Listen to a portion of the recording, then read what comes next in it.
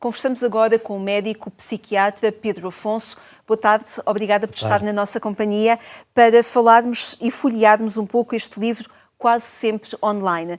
Que diagnóstico é este que eu falei no início deste nosso programa? Estamos mais sós, ansiosos, deprimidos e desligados do mundo real. É este o diagnóstico que faz neste livro e o leva precisamente a escrever este livro? Sim, um dos fatores que me levou a escrever este livro foi o facto de ter tido conhecimento de um estudo da Pew Research que constatou que nos últimos 10 anos duplicaram o número de casos de jovens online, ou seja, cerca de 50% dos jovens norte-americanos passam mais do que 7 horas online. Retirando o tempo de sono e o tempo em que estão na escola, é quase constantemente online.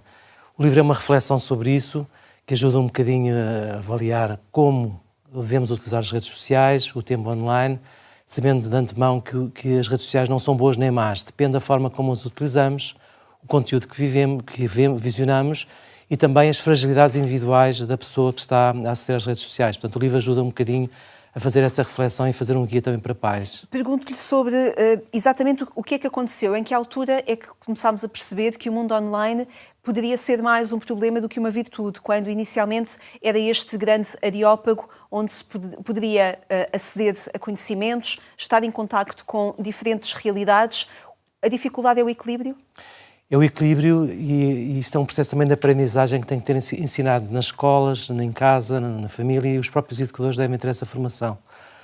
O desequilíbrio passa a partir do momento em que houve um aumento, por exemplo, em Inglaterra, no espaço de 10 anos, houve um aumento de admissões psiquiátricas em adolescentes, cerca de 65%. E verificou-se que as redes sociais podem potenciar determinados comportamentos, nomeadamente comportamentos parasuicidários, comportamentos autolesivos, podem aumentar, por exemplo, o número de casos de anorexias nervosas, etc. Por esse motivo, tem um efeito potenciador de doença mental, tanto que a permanência de mais do que 3 horas, há estudos que o indicam, online em redes sociais, duplica a probabilidade dos jovens virem a ter ansiedade, depressão e comportamentos também, fragilizantes também para comportamentos autolesivos. E fala especificamente de adolescentes e jovens, portanto, estamos a semear esta realidade num público muito jovem. Sim, porque é aquele em que, no fundo, que está mais exposto pela fragilidade, inclusive pelo facto de não ter o sistema nervoso central totalmente definido e construído. O córtex pré-frontal, por exemplo, ainda está imaturo em alguns casos, há dificuldade em controlar os impulsos e a probabilidade de serem sugestionados e ficarem adictos com o uso problemático da internet é muito maior, portanto é completamente diferente. Além disso, há um aspecto muito importante, se me permite, é que o uso intensivo das redes sociais provoca uma desconfiguração, e há estudos que indicam, do sistema dopaminérgico e faz com que... Vai-nos ajudar a traduzir essa O sistema dopaminérgico está associado ao prazer, está associado à vontade e ao desejo. Portanto, significa que o uso intensivo das redes sociais faz com que haja uma dependência e um aumento da ligação no estar online e um menor prazer estar offline. É aquilo que chama de anedonia digital. Exatamente. A anedonia é uma incapacidade de sentir prazer em atividades que outrora davam prazer. Por exemplo, assistir a um jogo de futebol, andar de bicicleta, estar com amigos, etc.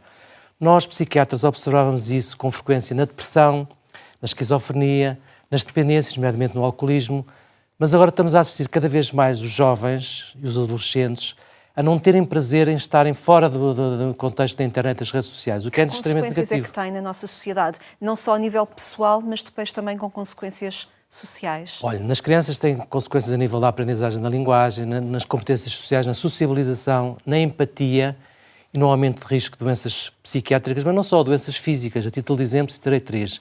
Por exemplo, perturbações do sono, pela privação do sono, problemas osteoarticulares e também pelo sedentarismo que acarreta, porque estão muito tempo imóveis em casa, sentados. A postura também perante um telemóvel, um ecrã, causa uma habituação no corpo. E causa problemas osteoarticulares, nomeadamente o chamado o pescoço de texto, o next text, que é uma das consequências de estar, de facto, do pescoço estar flexível. Mas não só, por exemplo, a obesidade, devido ao sedentarismo, está-se a assistir cada vez mais casos de obesidade em crianças e adolescentes, também por isto.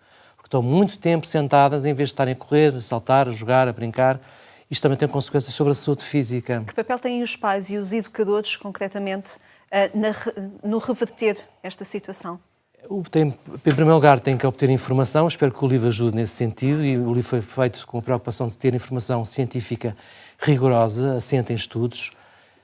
e ajudar os filhos a saberem usar as redes sociais de forma regrada e evitar alguns perigos decorrentes também das más influências que podem ser obtidas na internet através de grupos, por exemplo, de radicalização, extremistas, etc.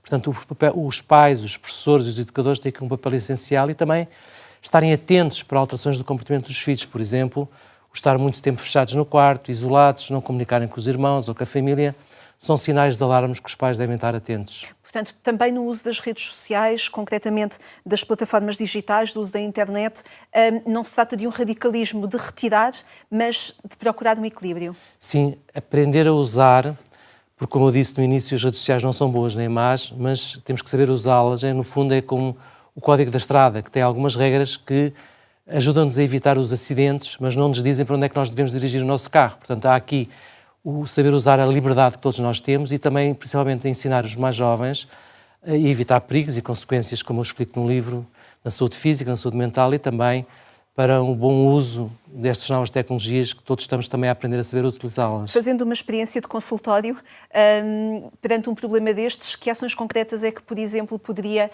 sugerir a um educador, a um pai que se confronte com uma situação destas? Estarem atentos a alterações de comportamentos dos filhos. Se verificarem que os filhos estão mais calados, por exemplo, há um dos temas que eu abordo no livro, é o cyberbullying, que tem uma potência muito superior ao bullying presencial ou físico, pode originar depressões graves e até tentativas de suicídio, isso está demonstrado. O cyberbullying é um dos tópicos, também o consumo de pornografia em idades inapropriadas também é um dos tópicos que deve ser falado, porque hoje em dia com os telemóveis há cada vez mais crianças a visionarem pornografia, sem capacidade de compreender. Sem a contextualização. As raparigas começam, estudos que demonstro no livro, visualizam pela primeira vez à volta dos 12 anos, ao contrário, perdão, os rapazes por volta dos 12 anos e as raparigas um pouco mais tarde, por volta dos 14. Ora, nessas idades, são idades em que a pessoa não tem ainda a capacidade de percepcionar o que é a sexualidade humana. Os pais devem estar atentos e abertos para falar sobre isso com os filhos, de modo a ajudá-los a construir também uma formação a esse nível equilibrável e saudável. Quando se vai procurar alguma resposta online, acredita-se que a verdade está lá e muitas vezes tem de ser contextualizada e apresentada e redimensionada. Sim, por isso é que servem os pais, os professores, para ajudar um bocadinho a descodificar a complexidade do tema. Tal como eu abordo no livro, o livro tem cerca de 12 ou 13 capítulos, porque são várias as temáticas que são abordadas, porque é um tema complexo que mexe com várias áreas da nossa vida. Sim, sim, sem dúvida. Dr. Pedro Afonso, muito obrigada por ter vindo Obrigado. aqui, ajudar-nos a folhear algumas páginas, mas principalmente a abordar, a propor e de alguma forma a criar comunidade também em torno deste tema, juntando pais, educadores e também os próprios jovens e adolescentes em torno deste tema e dos necessários cuidados. Muitíssimo obrigada. Muito obrigado. Obrigada.